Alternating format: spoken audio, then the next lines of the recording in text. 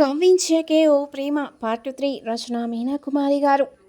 మహాలక్ష్మి నిలయం మండుటెండలో వాడిపోయిన కలువ పువ్వుల కాంతిని కోల్పోయినట్లుగా ఉంది. ఇంటి ముందున్న గార్డెన్లో పెరిగిపోయిన గడ్డిని చేతిపారతో చెలుగుతూ ఉంది మహిత. ఎండ మండిపోతూ ఉంది. ఈ సమయంలో మహిత ఆ పని చేయడానికి కారణం వాళ్ళ నానమ్మ కోపానికి గురి అవ్వడమే. కొన్ని సంవత్సరాలుగా వాళ్ళ ఇంట్లో ఉన్న ఖరీదైన టీపాట్ని పగలగొట్టడమే కారణం. వయసుకు మించిన పనులతో, ప్రేమ కరువైన మనసుతో, అవగాహన లేని వయసులో ఇబ్బందులు పడుతుంది మహిత. మహి అంటూ పిలిచిన తాతగారి పిలుపుకి పరుగున వెళ్ళింది మహిత. ఆ ఇంట్లో తనని ప్రేమగా పిలిచేది తాతగారే. ఎప్పుడూ భగవంతుడు ధ్యానంలో ఉంటూ ఉంటారు. మౌనవ్రతాలు ఎక్కువ చేస్తారు. భార్య జ్ఞానేశ్వరి ప్రవర్తన ఆయనకు నచ్చదు. అలాగే పెద్ద కొడుకు మహాదేవ్ ప్రవర్తన ఆయనకు అర్థం కాకుండా ఉంది. 2 సార్లు అసలు ఎందుకు అలా ఉంటున్నావు? ఉద్యోగం సద్యోగం లేకుండా అత్తగారింట్లో ఉండాల్సిన అవసరం నీకు ఏముంది? ఇంటి దగ్గరే ఉండవచ్చు కదా అని మందలించారు కూడా. వయసు పెరిగి జ్ఞానం వచ్చిన కొడుకుతో సంతోషంగానే ఉంటుంది జీవితం. కానీ వయసు పెరుగుతున్నా కూడా జ్ఞానం పెరగని కొడుకుతో నరకమే కనిపిస్తోంది. అందుకే ఆయన చెప్పి విసిగిపోయి మౌనంగా ఉండడం నేర్చుకున్నారు. ఆ మౌనంతోనే భగవంతుడి పూజలకు, ధ్యానానికి ఎక్కువ అలవాటయ్యారు. మహితను మాత్రం రోజు అలా తనకు ఖాళీ ఉన్నప్పుడు పిలుస్తూ ఉంటారు. తాతగారు పిలుపు అంటే మహితకు ఎంతో ఇష్టం. తాతగారి దగ్గరికి వెళ్ళిన మహిత వైపు చూసి, ఏమిటమ్మా చేతులు మురికితో ఉన్నాయి అన్నారు మధుసూదన్. మన ఇంటి ముందు గార్డెన్లో గడ్డి పెరిగిపోయింది.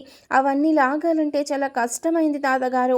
అందుకే ఈ మట్టి అయింది నా చేతులకు అంటూ ఉంటే, చేతులు కడుక్కురామ్మా అని పిలిచిన తాతగారు మాటకు సంతోషంగా చేతులు కడుక్కొని తాతగారు దగ్గరికి వెళ్ళి నిలబడింది మహిత. ప్రసాదం తీసుకో తల్లి అంటూ అక్కడ ఆయన చేసిన ప్రసాదాన్ని మనవరాలకు ఇచ్చారు మధుసూదన్ గారు. మధుసూదన్ గారు పూజ చేసుకుంటున్నా, ప్రసాదం తయారు చేయమని చెప్పినా శ్రద్ధగా ఉండని జ్ఞానేశ్వరి పద్ధతిలో విసిగిపోయిన మధుసూదన్ గారు తనే కొన్ని డ్రై ఫ్రూట్స్ నానేసి చక్కగా ఒలిచి వాటిల్లో తేనె కలిపి భగవంతుడికి ప్రసాదంగా నివేదిస్తూ ఆ ప్రసాదమే మనవరాలకి పెడుతూ ఉంటారు. అలా తాతగారు పిలవటమో ఇష్టమే. ఆ ప్రసాదం అంటే కూడా ఎంతో ఇష్టమే మహితకు. తాతగారు అంటూ ఆనందంగా తింటూ ఉంది మహిత. నాకు ఈ కాలు సరిగ్గా పనిచేసినా కానీ నీ రాత ఇలా ఉండేది కాదు. నాకు ఈ మౌనవ్రతం సమస్య ఉండేది కాదు. ప్రతి విషయం కూడా బాగుండేది. కాలం కలిసి రాలేదని మనసులో అనుకుంటూ ఆనందంగా తింటున్న మహిత వైపు చూస్తూ జుట్టంతా చెడమడ ఉంది. చక్కగా తలంటు పోసుకోమ్మా అంటున్న తాతగారు వైపు చూసి, నాకు ఒక్కదానికే రావడం లేదు తాతగారు. పంపు కింద కూర్చున్న షాంపూ రుద్దుకొని కనపడక కళ్ళు తెరుస్తుంటే కళ్ళు మండాయని చెబుతున్న అమాయకమైన మనవరాలు ఇలాంటి గతి పట్టింది. నా మేనకోడలు మహాలక్ష్మిలాగా చూసుకునేదో తన బిడ్డ మహితను. కానీ దీనికి ఈ రాత రాసి ఉంది కాబోలు. అందుకే త్వరగా కాలం చేసింది మహాలక్ష్మి అని కళ్ళు తుడుచుకున్నారు మధుసూదన్ గారు. మహిత లోపలికి వెళ్ళినట్టు వెళ్ళి, ఉండిపోయావు, ఏం చేస్తున్నావంటూ పెద్దగా పిలిచిన జ్ఞానేశ్వరి మాటకు ఒక్కసారిగా బిత్తర చూపులు చూస్తున్న మనవరాలి వైపు చూసి, వెళ్ళమ్మా చేతులు కడుక్కొని అంటూ ఉంటే, నేను మీకు పూజ చేయడానికి అన్నీ సహాయం చేస్తా తాతగారు, మీ కాళ్ళు వల్ల చాలా ఇబ్బంది కదా అంటూ ఉంటే, అందుకే కదమ్మా నాకు తగ్గ బల్లను తెచ్చుకొని పూజ చేస్తున్నానన్నారు మధుసూదన్ గారు. పుట్టింట్లో ఉన్న నళినికి ఫోన్ వచ్చింది. ఏమిటి, ఊరు వెళ్ళావా? నేను ముందే చెప్పడం మర్చిపోయాను, కానీ ఇలా అనుకోకుండా ముహూర్తం కుదురుతుందని తెలియదు. రేపు వైట్కి పెళ్ళి చెల్లెలిది, రేపు నైట్కి పెళ్ళి చెల్లెలిది మన ఊళ్ళోనే కాబట్టి నువ్వు సాయంత్రం వచ్చి చాలా సహాయంగా ఉండాలి నళిని అంటూ కవిత ఫోన్ చేసేసరికి, నాకు తెలియదే, అందుకే వచ్చాను అంటూ తప్పకుండా బయలుదేరుతానని చెప్పింది నళిని. ఒక పక్కన కూర్చొని చాలా దీనంగా ఆలోచిస్తున్న మైత్రి, ఇప్పుడు మనం వెళ్ళిపోతామమ్మా మన ఇంటికి అంటూ ఆనందంగా అడిగింది. మాట్లాడకుండా సంగతి చెప్పి తన ఇంటికి బయలుదేరింది కూతురుతో నళిని. మహాదేవ్ ఇంటికి రావడంతో జ్ఞానేశ్వరి గారు అలాగే చూస్తూ ఉంది కొడుకు వైపు. ఏమిటో ఒక రకంగా తయారయ్యాడు. 2 పెళ్ళిళ్ళు చేసుకున్నా కూడా వాడి బతుక్కి సుఖము. మొదటిది మధ్యంతరంగా వెళ్ళిపోయింది. కనీసం రెండో భార్య అయినా సుఖపెడుతుందనుకుంటే దానికి ఏది పట్టడం లేదు. పెళ్ళాన్ని అదుపులో పెట్టుకునే జ్ఞానం వీడికి లేదు అని మనసులో అనుకుంటూ, కూర్చోరా మహాదేవ్ అంటూ ఉన్న తల్లి మాటకు మహాదేవ్ తల్లి ముందు కూర్చున్నాడు. ఏమిటమ్మా అన్నాడు లోపల కిటికీలో నుండి తండ్రి వైపు దొంగచాటుగా చూస్తూ ఉంది మహిత. నాన్న, నేనంటే నీకు ఇష్టం లేదు కదూ, కానీ నువ్వంటే నాకు చాలా ఇష్టం. ఎందుకంటే అమ్మంటే నీకు చాలా ఇష్టం కదూ, అందుకే నువ్వంటే నాకు చాలా ఇష్టం. మా అమ్మ ఫోటోలు చూశాను, చాలా బాగుంది. అమ్మ పక్కన నువ్వు కూడా ఎంతో బాగున్నావు. మన బంధువుల వాళ్ళు నువ్వు మీ నాన్న పోలికని చెప్తుంటే నాకు చాలా గర్వంగా ఉంటుందని తండ్రిని దొంగచాటుగా చూసుకుంటూ ఉంది మహిత. తాతగారి దగ్గరకు వెళ్ళింది మహిత. తాతగారు, నాన్నగారు వచ్చారు, నేను చూశాను ఇప్పుడు అంటూ ఆనందంగా చెప్తున్న మహిత వైపు చూసి, పిచ్చి పిల్ల, ఎందుకు నువ్వంటే కోపంతో రగిలిపోతూ, నువ్వు కంటికి కనిపిస్తే మంటలు కక్కే ముఖంతో ఉండేవాడిని చూసి అంత ఆనందపడుతున్నావా అని మనసులో అనుకొని, నిజమే కదూ, నిజంగా బిడ్డలను ఎంతో ప్రేమగా చూసేవాడిని, వాడికి ఆ లక్షణాలు రాలేదు.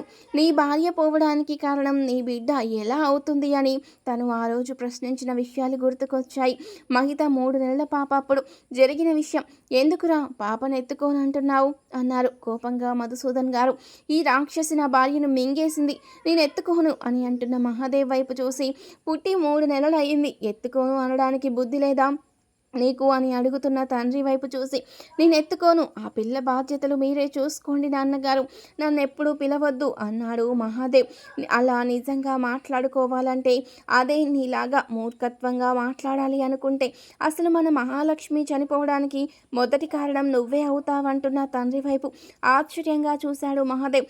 అవునరా, ఆమె గర్భవతి కావడానికి కారణం నువ్వే కదా, అప్పుడు ఆమె ప్రాణాలు హరించింది కూడా నువ్వే అని నిన్ను చూస్తుంటే నాకు అలాగే చాలా కోపంగా ఉంది అంటున్న తండ్రి వైపు చూసి అలా ఉండిపోయాడు మహాదేవ్. మీలాంటి వారు ఇంటి పెద్దగా ఉంటే ఇంట్లో ఉన్న వాళ్ళందరూ అడుక్కు తినాలి, అడుక్కోవడానికి వచ్చిన వాళ్ళు ఇంటికి మహారాణులే అవుతారు అంటూ కోపంగా మాట్లాడింది జ్ఞానేశ్వరి. ఆ రోజు తన మాటలు వింటూ ఇంకాస్త మందలిస్తే ఏదైనా మారేవాడేమో తెలీదు, కానీ జ్ఞానేశ్వరి మాటల్లో అడ్డం వచ్చిన దానికి అంతవరకు రాసి పెట్టింది కాలం చేసింది. అది అంతా కూడా ఈ మహిత పుట్టిన నక్షత్రమే కారణం అని చెబుతున్నారు. ఒక పక్కన తెలియడం లేదా, అందుకే నా కొడుకుకి బాధగా ఉంది అంటూ కొడుకుని వెనకేసుకొచ్చి న్యాయం లేని తీర్పునిచ్చిన జ్ఞానేశ్వరితో మాట్లాడడం అప్పటి నుంచి మానేశాడు మధుసూదన్ రావు గారు. పెద్దగా మాట్లాడడం లేదు. ఆ తర్వాత ఆ పాప బాధ్యతలు తను కూడా తీసుకొని ఎత్తుకొని ముద్దాడేవాడు. ఒకరోజు జ్ఞానేశ్వరి చేసిన గొడవ అంతా కాదు, ప్లాట్లు బిజినెస్ చేస్తున్న మధుసూదన్ గారి వ్యాపారంలో భారీ నష్టం వచ్చింది. అప్పుడు కూడా అందుకు తన మూర్ఖత్వమే కారణమని, దానికి కూడా ఈ పుట్టిన పాపే కారణమని అంత అడ్డదిడ్డంగా వాదిస్తున్న భార్య మీద విపరీతంగా ఆవేశపడి గొడవ పడ్డారు మధుసూదన్. అప్పుడే ఆయనకు పెరాలసిస్ రావడం జరిగింది. ఆ తర్వాత వెంటనే డాక్టర్ దగ్గరికి తీసుకెళ్లడంతో మాట వచ్చింది. పూర్తిగా కదలలేని పరిస్థితి మెరుగయ్యింది, కానీ కాళ్ళు మాత్రం సరిగ్గా రాలేదు. అందుకే తన పరిస్థితి ఇలా ఉండడంతో మహిత పరిస్థితి మరి అధోగతి పాలయ్యింది. ఆ తరువాత తను చెప్పినట్లుగా వింటున్న కొడుక్కి రెండో పెళ్లి చేసింది జ్ఞానేశ్వరి. మొదటి పెళ్లితో భార్యని పోగొట్టుకొని బిడ్డపై శ్రద్ధ లేకుండా నిర్లక్ష్యంగా చూసేవాడికి, అటువంటి బాధ్యత లేని వాడికి రెండో పెళ్లి చేసి ఇంకొక సమస్యను నెత్తి మీద పెట్టుకోవడమే అని ఎంత చెప్పినా వినిపించుకోలేదు జ్ఞానేశ్వరి. కుజదోషంతో ఇంటన పడి ఉన్న దానికి పెళ్లి కావడం లేదు అని తెలుసుకొని నలిని దూరపు చుట్టాల అమ్మాయి అవ్వడంతో తన బిడ్డకు ఇచ్చి పెళ్లి చేసింది.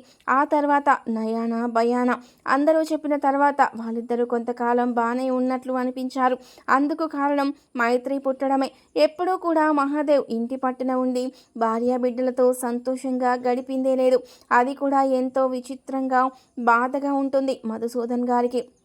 అవన్నీ గుర్తు తెచ్చుకున్న మధుసూదన్ గారు తండ్రిని చూసిన పాప సంతోషాన్ని చూసి ఆనందపడ్డారు. నిన్ను ఇంకా బాగా చూసుకుంటే ఎంత ఆనందపడిపోయేదానివి పిచ్చి తల్లి అనుకొని మనవరాలు తలని నిమురుతూ అలాగే ముచ్చటగా చూస్తున్నారు మధుసూదన్ గారు. తర్వాత ఏం జరిగింది అనేది నెక్స్ట్ పార్ట్లో తెలుసుకుందాం. వీడియో నచ్చితే వీడియోకి తప్పకుండా లైక్ చేయండి, వీలైతే షేర్ చేయండి, అస్సలు మిస్ అవ్వకుండా చూడండి. Thank you for watching.